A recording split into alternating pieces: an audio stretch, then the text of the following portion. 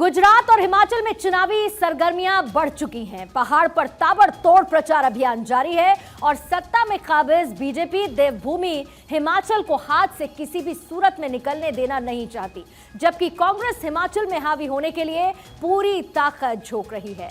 नमस्कार, मैं हूं आपके साथ पूर्णिमा मिश्रा और स्वागत है आप सभी का हमारे खास कार्यक्रम मुख्यमंत्री में।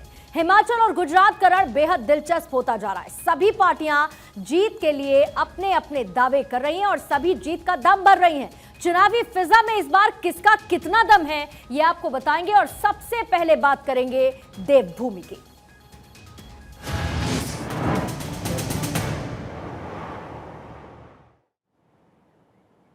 हिमाचल प्रदेश में विधानसभा चुनाव को लेकर सरगर्मियां तेज हो चुकी हैं और सभी पार्टियों ने चुनाव प्रचार में पूरी ताकत झोंक दी है। उत्तर प्रदेश के मुख्यमंत्री योगी आदित्यनाथ ने आज कांगड़ा और बिलासपुर में चुनावी रैली को संबोधित किया। इस दौरान उन्होंने कहा कि कांग्रेस ने कश्मीर को 370 दिया, लेकिन बीजेपी की सरकार ने आर्टिकल 370 को निष्क्रिय किया। योगी आदित्यनाथ ने मौजूद लोगों से पूछा कि कांग्रेस होती तो क्या अयोध्या में राम मंदिर बन पाता, काशी विश्वनाथ मंदिर बन पाता? नहीं बन पाता। योगी आदित्यनाथ ने जहां पर कांग्रेस को निशाने पर लिया तो वहीं अपनी सरकार की उपलब्धियां भी गिनाई। कांग्रेस को 55 वर्षों तक शासन करने का अवसर प्राप्त हुआ था देश के अंदर। आखिर अयोध्या में राम जन्मभूमि पर भगवान राम के मंदिर निर्माण का मार्ग क्यों नहीं इन्होंने प्रशस्त किया? कांग्रेस उसमें बैरियर बन रही थी। कांग्रेस का नेतृत्व कभी नहीं चाहता था कि अयोध्या में राम जन्मभूमि में गुलामी का ढांचा हटे। वह कभी नहीं चाहता था कि अयोध्या में राम मंदिर का निर्माण हो। ये प्रधानमंत्री मोदी जी की दृढ़ इच्छा शक्ति, उनका मार्गदर्शन, उनका समर्थन मिला। आज अयोध्या में भगवान राम का भव्य मंदिर का निर्माण हो रहा है। भाइयों बहनों, भव्य मंदिर का निर्माण हो रहा है। कांग्रेस ने कश्मीर में धारा 370 दी, लेकिन जब मोदी जी के नेतृत्व में भारतीय जनता पार्टी की सरकार बनी, प्रधानमंत्री मोदी जी ने कश्मीर में धारा 370 को सदैव के लिए समाप्त कर दिया है। कश्मीर से धारा 370 समाप्त। कश्मीर में धारा 370 के समाप्त होने के साथ ही आतंकवाद के अंतिम ताबूत में भी कील ठोकने का कार्य कर दिया गया कि अब आगे से भारत के अंदर आतंकवाद के लिए कोई जगह नहीं होगी। मुझे तो आश्चर्य होता है कि इस देवभूमि में कांग्रेस कैसे है। आप थोड़ा अनुमान कर लीजिए ना।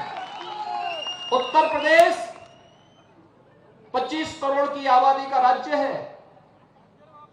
403 विधानसभा है उत्तर प्रदेश में, और कांग्रेस के बाद कितनी सीट है मालूम है? 2।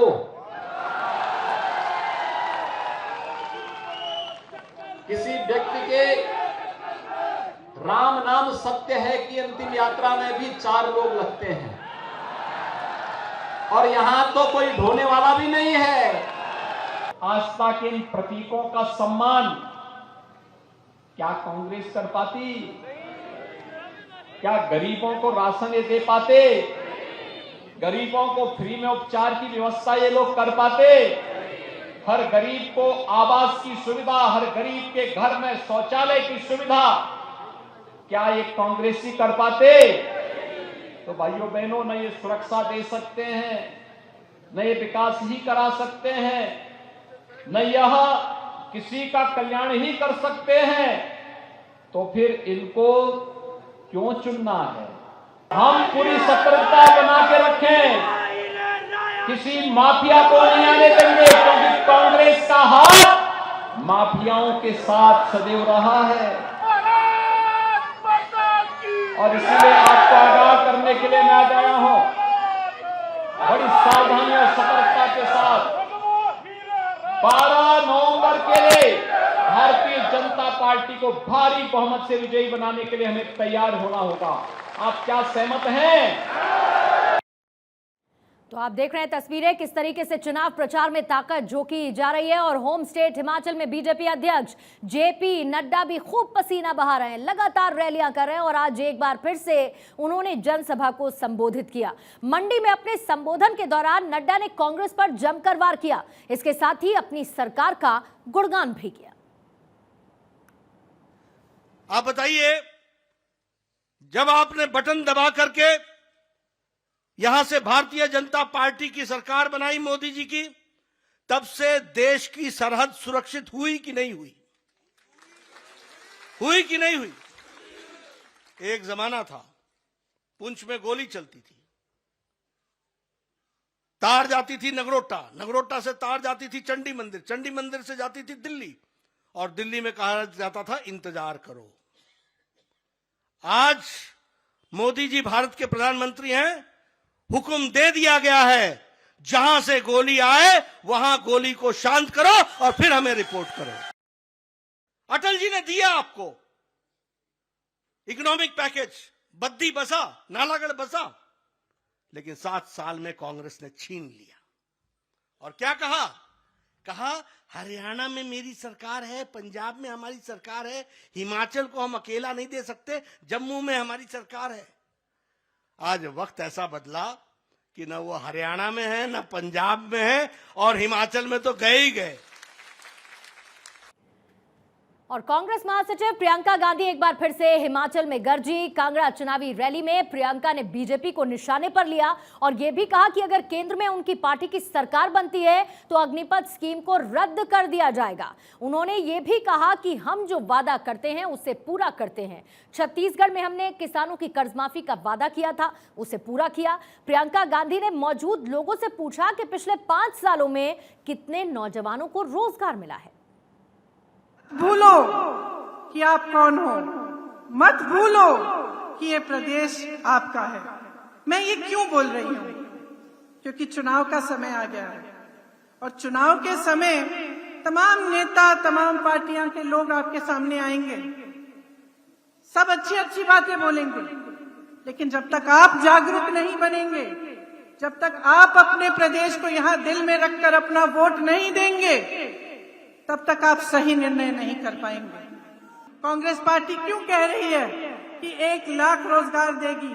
छत्तीसगढ़ के मुख्यमंत्री बैठे हैं, भूपेश बघेल जी बैठे हैं, इन्होंने 5 लाख रोजगार दिलवाए हैं, 5 लाख 3 सालों में।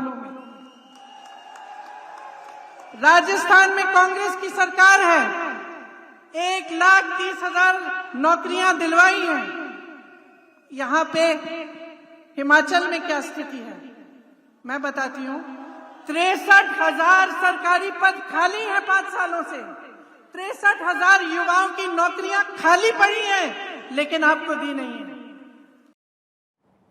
तो कांगड़ा में रैली से पहले प्रियंका गांधी ज्वाला देवी मंदिर गई, वहां पर पूजा अर्चना की और इस दौरान उनके साथ छत्तीसगढ़ के मुख्यमंत्री भूपेश बघेल मौजूद रहे। दर्शन के बाद प्रियंका गांधी ने नगरोटा बगवा में एक विशाल रैली को भी संबोधित किया। प्रियंका गांधी जब भी हिमाचल दौरे पर जाती है, मंदिर में मत्था जरूर टेक रही हैं। 31 अक्टूबर को प्रियंका ने मंडी में चुनावी सभा से पहले बाबा भूतनाथ मंदिर में दर्शन कर पूजा अर्चना की थी।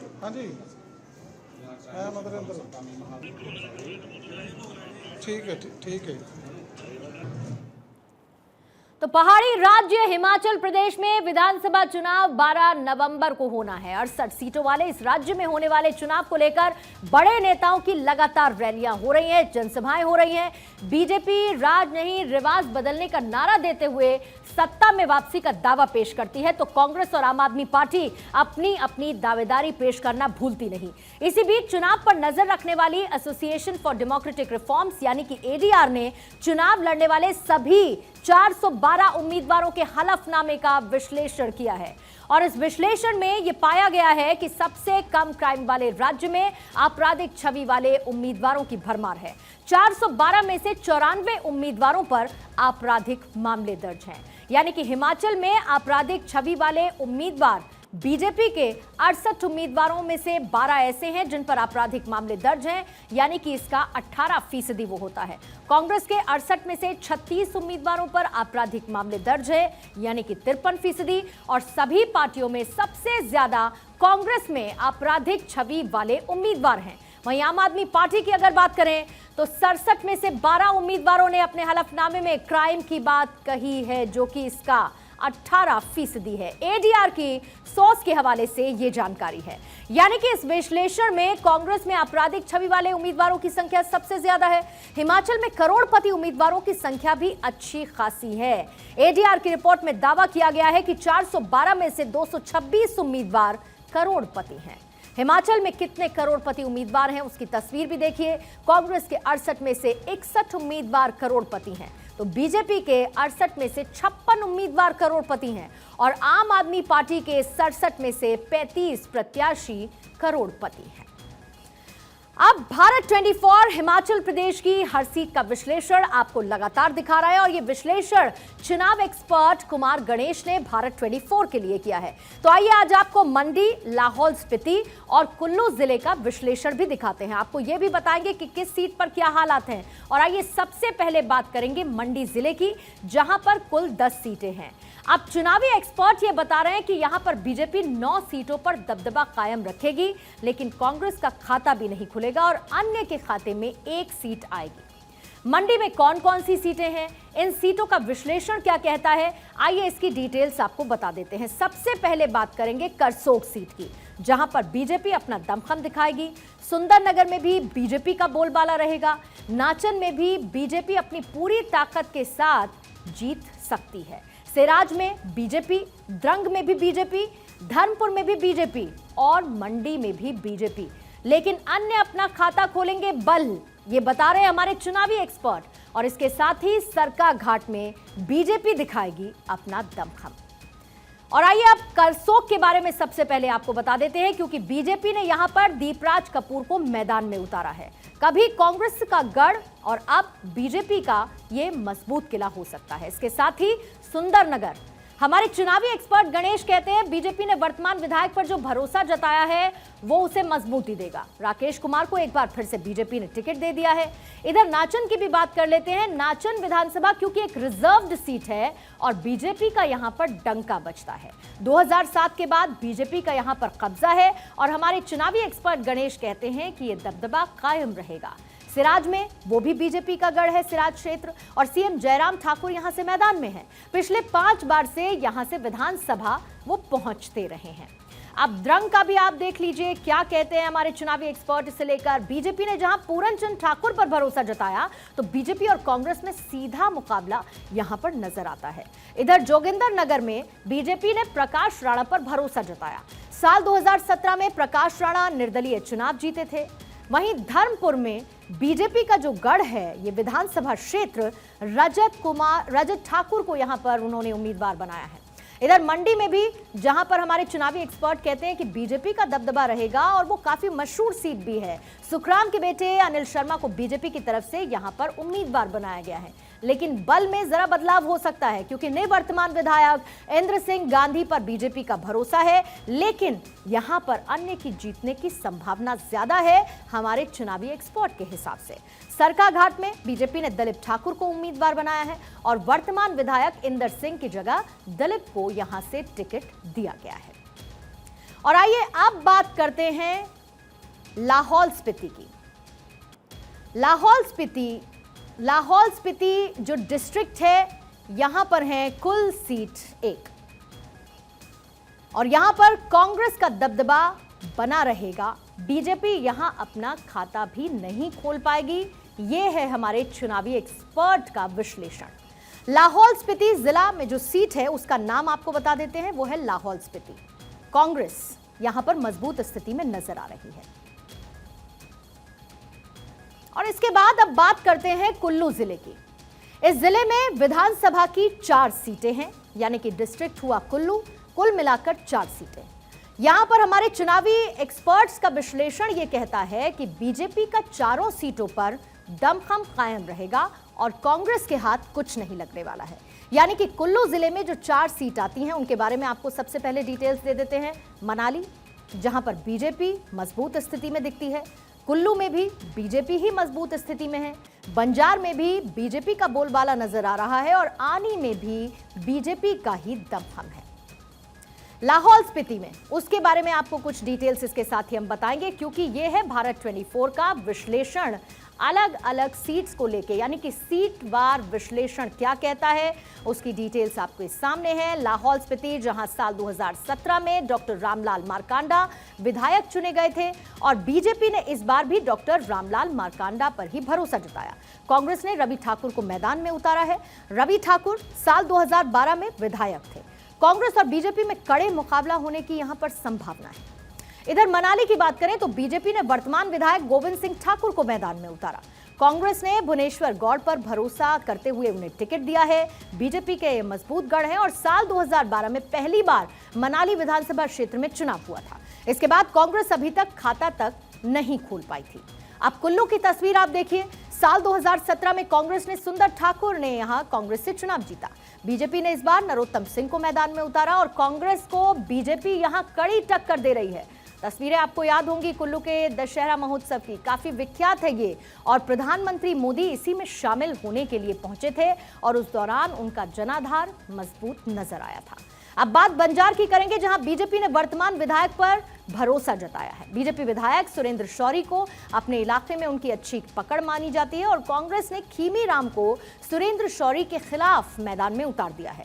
बागी नेता लगातार परेशान कर रहे हैं, लेकिन बीजेपी की स्थिति यहां पर मजबूत नजर आती है, ये कहना है हमारे चुनावी एक्सपर्ट गणेश का, और ये विश्लेषण भारत 24 के लिए उनकी तरफ से किया गया है। अब आनी के बारे में बात करेंगे। बीजेपी ने इस बार लोकेंद्र कुमार को मैदान में उतारा। साल 2017 में बीजेपी के किशोरी लाल यहां से चुने गए थे। कभी कांग्रेस का गढ़ था और अब बीजेपी की पकड़ यहां पर मजबूत है, यानी कि फिर से कमल खिलाने के लिए बीजेपी पूरी ताकत झोंक रही है। लाहौल स्पीति से तिब्बत नजदीक है। लाहौल का रहन सहन तिब्बती और इंडो आर्यन जैसा होता है, जबकि स्पीति का वोट तिब्बतियों के समान है। आपको लाहौल स्पीति की कुछ रोचक जानकारी भी बता देते हैं, क्योंकि लाहौल स्पीति वैसे तो टूरिस्ट प्लेस के तौर पर जाना जाता है, लेकिन इससे जुड़ी हुई कुछ खास बातें, कुछ रोचक जानकारियां लाहौल स्पीति की आपके सामने। 2 अलग अलग जिलों से यह मिलकर बना है। जिले का गठन 1960 में हुआ था। चौथा सबसे कम आबादी वाला यह जिला है। त्रिलोकीनाथ मंदिर यहां का काफी मशहूर है। इस मंदिर में हिंदू बौद्ध धर्म के लोग पूजा करते हैं। इकलौता मंदिर जहां पर 2 धर्म के लोग पूजा करते हैं। दुनिया में ऐसा कोई और मंदिर नहीं है। लाहौल स्पीति में दुनिया का सबसे ऊंचा मतदान केंद्र है। ताशी गंगा में 15,256 फीट ऊंचाई पर मतदान केंद्र है और इसके साथ ही लाहौल स्पीति काफी रोमांचक है इन जानकारियों के हिसाब से।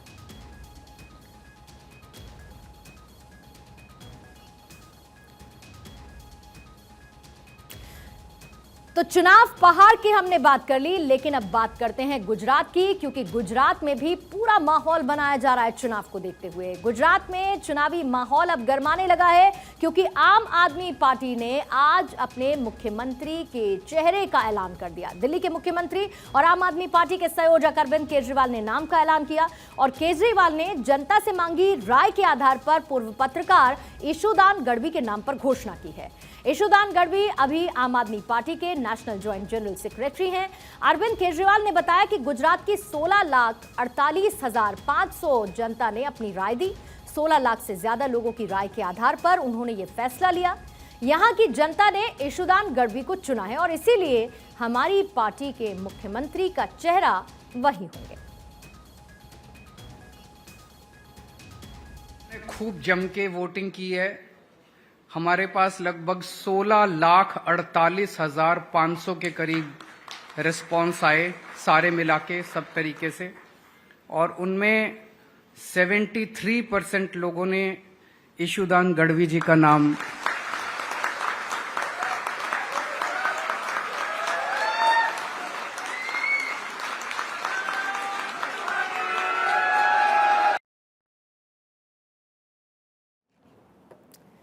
तो गुजरात में 1995 में सत्ता में आने के बाद से बीजेपी को हमेशा 100 से ज्यादा सीटें मिलती रही हैं, लेकिन पिछली बार साल 2017 में बीजेपी को सत्ता जरूर मिली, मगर सीटों का आंकड़ा 100 से नीचे चला गया। यानी कि बीजेपी को साल 2017 में 99 सीटें मिली थी और कांग्रेस को 77 सीटें। और ऐसा इसीलिए हुआ क्योंकि पिछले विधानसभा चुनाव के दौरान बीजेपी काफी मुश्किल में फंस गई थी। वो तो मोदी का करिश्मा था जो पार्टी सरकार बनाने में कामयाब रही, वरना तो कांग्रेस ने बीजेपी को तगड़ी टक्कर दी थी।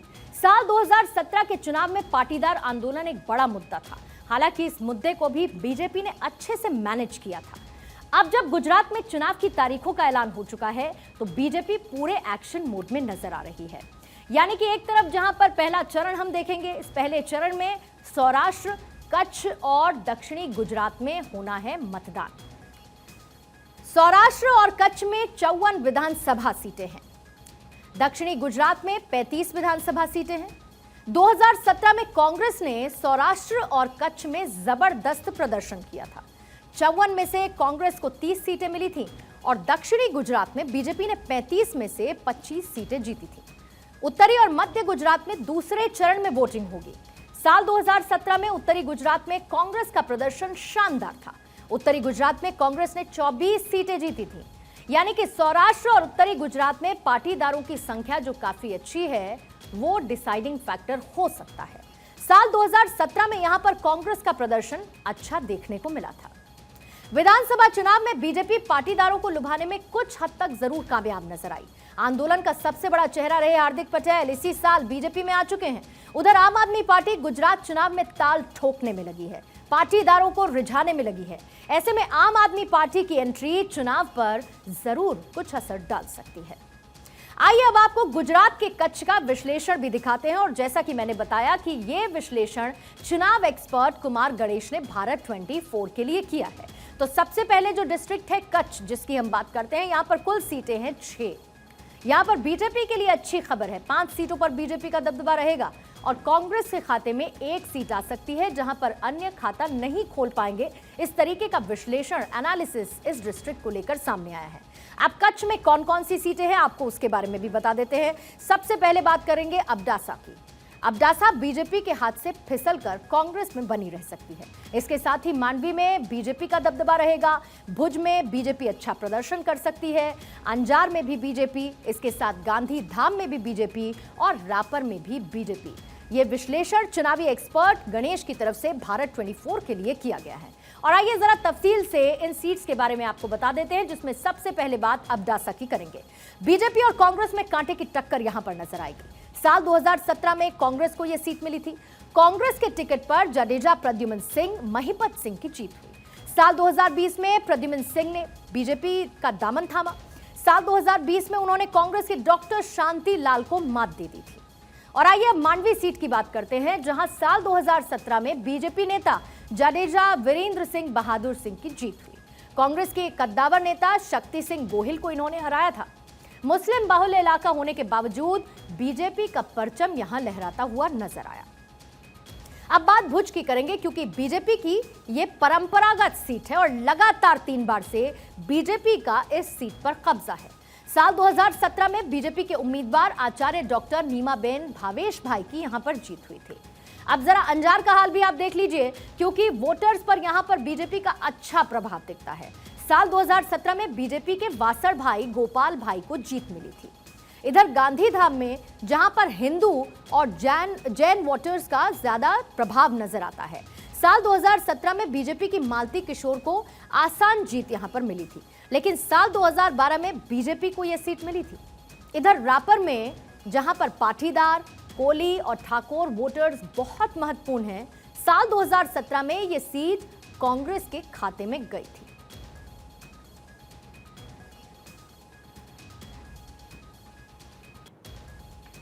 तो ये है भारत 24 का सीटवार विश्लेषण, चुनावों से जुड़े हुए दोनों ही राज्य यानी कि हिमाचल और गुजरात के कुछ जिलों को लेकर।